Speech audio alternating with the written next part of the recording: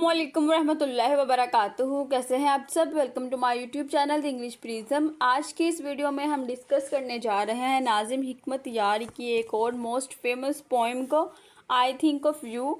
Without wasting any time start करते हैं आज का lecture. I think of you, मैं तुम्हें याद करता हूँ। And I feel the scent of my mother, और मुझे अपनी माँ की खुशबू महसूस होती है। माई मदर, मेरी माँ, the most beautiful of all, जो सबसे ज़्यादा खूबसूरत है।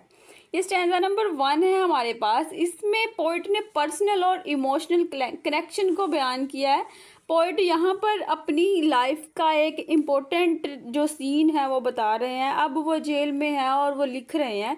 ये हम कह सकते हैं कि इन्होंने अपनी बिलविड के लिए यानी कि अपनी वाइफ को भी डेडिकेट की है। इसकी दो इंटरप्रिटेशन हमारे पास है। या तो ये अपनी कंट्री को मिस कर रहे हैं यानी कि एग्जाइल में है, वहाँ पे इन्होंने पोएम लिखी है, अपनी कंट्री को मिस कर रहे हैं, या ये जेल में है और अपनी वाइफ के लिए इन्होंने ये पोएम लिखी है, उनको डेडिकेट की है।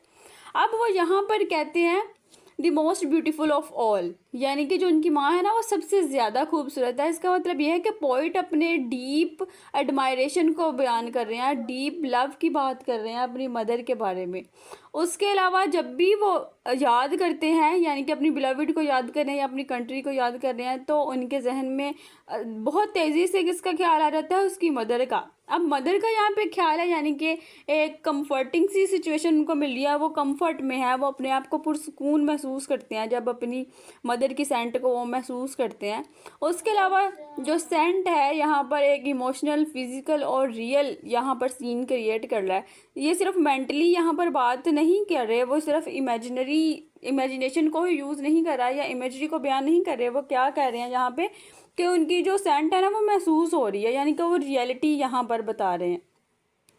फिर वो कहते हैं कि मैं क्या करता हूँ कि जब भी मैं तुम्हें याद करता हूँ ना तो मुझे ऐसा लगता है कि मैं अपनी जो मदर है उनकी मुझे सेंट महसूस हो रही है, या ये अपनी बिलविड को लिखते हैं। अगर हम दूसरी इंटरप्रिटेशन की बात करें तो यहाँ पर वो कह रहे हैं कि मुझे मेरा कंट्री बहुत याद आ रहा है, और जब भी मैं अपनी कंट्री को याद करता हूँ तो ऐसे लगता है कि मेरी मदर मेरे पास है, यानी कि उसको बिल्कुल मैं ऐसे सोचता हूँ कि मैं अपने कंट्री में मौजूद हूँ, वहाँ पर मुझे सारी चीज़ें मैसर हैं जो कि पहले बचपन में मैसर होती थी, और मैं बहुत ही ज़्यादा पुरसकून हूँ।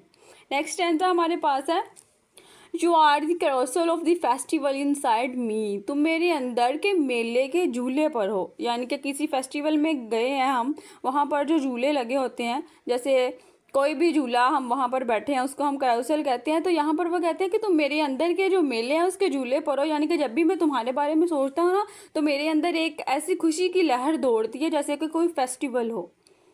यू होवर अराउंड, तुम मेरे इर्द गिर्द घूमती रहती हो। Your skirt and your hair flying, और तुम्हारा दामन और जो तुम्हारे बाल हैं वो हवा में उड़ते हैं। Mid seconds between finding your beautiful face and losing it, और तुम्हारा जो खूबसूरत चेहरा है वो पाने और खो देने के दरमियान सिर्फ चंद लम्हे होता है। अब यहाँ पर फिर हमें पता चल रहा है कि वो बहुत ज़्यादा दूर हैं और वो किसी चीज़ को मिस कर रहे हैं, अपनी कंट्री को मिस कर रहे हैं या अपनी वाइफ को मिस कर रहे हैं। और वो कहते हैं कि जब भी मैं तुम्हारे बारे में सोचता हूँ ना तो मैं बहुत एक्साइटेड हो जाता हूँ, मेरे अंदर एक खुशी की लहर दौड़ती है, क्योंकि वो एक इमोशनल कनेक्शन को बयान कर रहे हैं। लेकिन फिर वो कहते हैं कि लेकिन जब भी ये ख्याल मेरे जहन में आता है ना तो मैं तुम्हें अपने जहन में इमेजिन करने लग जाता हूँ। तो सिर्फ चंद सेकंड के लिए ही तुम्हारा चेहरा आता है कि ऐसे अभी आया है चेहरा और फिर थोड़ी देर के लिए चला गया। तो यहाँ पर वो इमोशनल इंस्टेबिलिटी की बात कर रहे हैं और रिपीटेड ऑब्सेशन की बात कर रहे हैं, और वो कह रहे हैं कि उनकी जो मेमोरी है ना वो रीचेबल है और शिफ्ट हो रही है बार बार, कि वो उसको ठहरा नहीं सकते। यहाँ पर वो किस चीज़ की बात कर रहे हैं? इनसिक्योरिटी की बात कर रहे हैं कि चंद लम्हे वो किसी चीज़ को महसूस करते हैं और बाद में वो एहसास उनके पास नहीं रहता। यानी कि वो अपनी कंट्री को बहुत ज़्यादा मिस कर रहे हैं या अपनी वाइफ को बहुत ज़्यादा मिस कर रहे हैं, और वो कहते हैं कि जब भी मैं अपनी कंट्री के बारे में या अपनी वाइफ के बारे में सोचता हूँ तो मुझे बहुत खुशी का एहसास होता है। मैं इनको याद करने की अपने जहन में अपनी आंखों के सामने लाने की कोशिश करता हूँ, लेकिन सिर्फ वो चंद सेकंड ही सुकून के मुझे मैसर आते हैं कि मैं उनको देख सकता हूँ, और बाद में मेरे जहन में चीज़ें जो है वो आगे पीछे हरकत करने लग जाती हैं।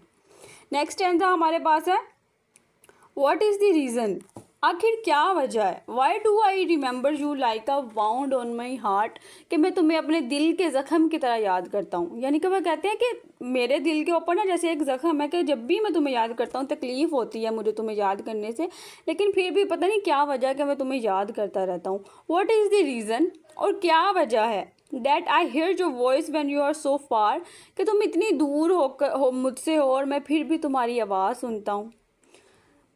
And I can't help getting up with excitement, और मैं जोश से उठ खड़ा होने तक खुद को रोक नहीं पाता। आई नील डाउन, और मैं क्या करता हूँ कि नील डाउन हो जाता हूँ, यानी कि बैठ जाता हूँ। And look at your hands, और क्या करता हूँ कि तुम्हारे हाथों को देखता हूँ।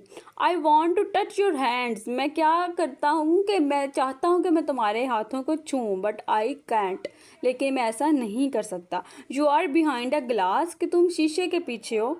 Sweet heart, I am a bewildered spectator of the drama that I am playing in my twilight. वो कहते हैं कि मैं इस ड्रामे का एक हैरान तमाशाई हूँ, और मैं अपनी जो ज़िंदगी की ट्वाइलाइट है, यानी कि जो शाम ज़िंदगी है, उसमें खुद ही मुझे लगता है कि मैं एक एक्टर हूँ और उसमें मैं प्ले कर रहा हूँ। यहाँ पर बात कर रहे हैं, सबसे पहले तो वो कहते हैं कि मुझे समझ नहीं आती कि मैं क्यों तुम्हें मिस कर रहा हूँ, यानी कि डीप लॉन्गिंग और स्ट्रॉन्ग अटैचमेंट की वो बात कर रहे हैं, और लॉस्ट लव की बात कर रहे हैं। वो कहते हैं जब भी मैं तुम्हें याद करता हूँ ये मेमोरी बहुत पेनफुल है, मैं तुम्हें याद कर रहा हूँ। यानी कि ज़ाहिरी बात है ना, वो अपनी बिलविड को मिस कर रहे हैं या अपनी कंट्री को मिस कर रहे हैं।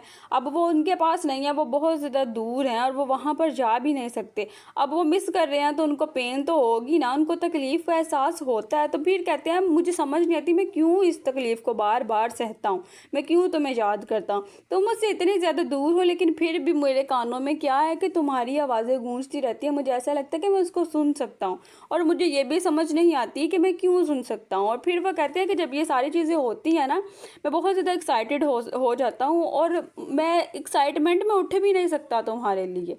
फिर मैं क्या करता हूँ, मैं घुटनों के बल बैठ जाता हूँ और मैं तुम्हारे हाथों को देखता हूँ। यानी कि अब क्या है कि उनको लगता है कि जैसे ये जो सारे बैरियर्स हैं ना वो ख़त्म हो चुके हैं, अब सेपरेशन नहीं रही। अब मैं क्या कर रहा हूँ, अब मेरे बस में कुछ भी नहीं है।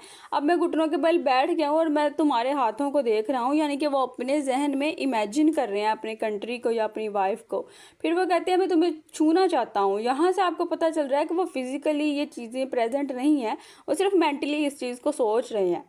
और हैंड्स की अगर बात की जाए तो यहाँ पर सिंबल है क्लोजनेस का, केयर का, ह्यूमन वार्मथ का। ये सिर्फ रोमांस की यहाँ पर बात नहीं की जा रही। वो कह रहे हैं कि ये सारी चीज़ें अनविजिबल है और अनटचेबल है। मैं उसको सोच तो सकता हूँ, लेकिन मैं उसको क्या नहीं कर सकता, मैं उसको छू नहीं सकता। और ये जो सारी चीज़ें हैं ना, ये मेरे अंदर एक इमोशन की तरह है, और ये सारी चीज़ें मुझसे कंट्रोल नहीं हो रही। ये सारी सिचुएशन पता नहीं क्या गुडमुड हुई जा रही है, मुझे पता नहीं चल रहा है मैं कहाँ पे हूँ कहाँ पे नहीं हूँ। और यहाँ पर जो लास्ट वाली लाइन है हमारे पास, I am playing in my twilight, यहाँ पे हमें पता चल रहा है कि वो उनके जो इमोशन है कितने ज़्यादा स्ट्रॉन्ग है। अब वो कितने ज़्यादा हेल्पलेस हैं, यानी कि वो उसको छू भी नहीं सकते। ऐसा वो कहते हैं कि मुझे लगता है कि ये सारी चीज़ें ना एक शीशे के पीछे हैं, यानी कि वो बहुत ज़्यादा दूर है। सेपरेशन की यहाँ पर बात की गई है, हेल्पलेसनेस की बात की गई है। कितने ज़्यादा बैरियर हैं, जब वो कुछ नहीं कर सकते तो वो क्या करते हैं कि वो घुटनों के बल बैठ जाते हैं। और फिर वो कहते हैं कि मैं बहुत हैरान हो जाता हूँ ये सारी सिचुएशन देख कर के, ये सब कुछ जो है, ये सारी सफरिंग मेरे पास ही क्यों है, ये सारी पेन मेरे पास ही क्यों है। फिर मुझे लगता है कि ये जो मेरी लाइफ है ना, ये एक ड्रामा है, और इसमें मैं खुद ही इसको देख रहा हूँ एक हैरान तमाशाई की तरह कि आखिर हो क्या रहा है मेरे साथ, और उसका जो करेक्टर है वो भी मैं हूँ। आई होप आपको इस पोएम की समझ आई होगी। अगर हम इसके थीम्स की बात करें तो इसमें हमारे पास इंटेंस लॉन्गिंग का थीम है, रोमांटिक डिवोशन का थीम है, इमोशनल पेन को बयान किया गया है, द परसिस्टेंस ऑफ लव की बात की गई है, आइडियलाइजेशन वर्सेस मेमोरी की बात की गई है, इंटरनल वर्सेस एक्सटर्नल रियलिटी की बात की गई है। यानी कि वो किन चीज़ों को सोच रहे हैं और कौन सी चीज़ उनके पास मौजूद है, इन दोनों के दरमियान एक उन्होंने तसव्वुर यहाँ पर पेश किया है। उसके अलावा पर्सनलाइजेशन ऑफ पॉलिटिक्स की बात की गई है, यानी कि पॉलिटिक्स भी यहाँ पर आ जाती है ना, कि उनको बगैर किसी बात के सिर्फ उनके आइडियाज़ की वजह से क्या किया गया है कि उनको एग्जाइल में भेज दिया गया, उनको जेल में भेज दिया गया, और वो बहुत ज़्यादा मिस कर रहे हैं अपने कंट्री को, अपनी बिलविड को, और वो अपने घर वापस नहीं जा सकते। आई होप आपको आज के लेक्चर की समझ आई होगी। मिलते हैं नेक्स्ट लेक्चर में, नेक्स्ट वीडियो में। तब तक अपना ख्याल रखिएगा। Stay tuned with us, don't forget to like share and subscribe my channel. अल्लाह हाफिज़।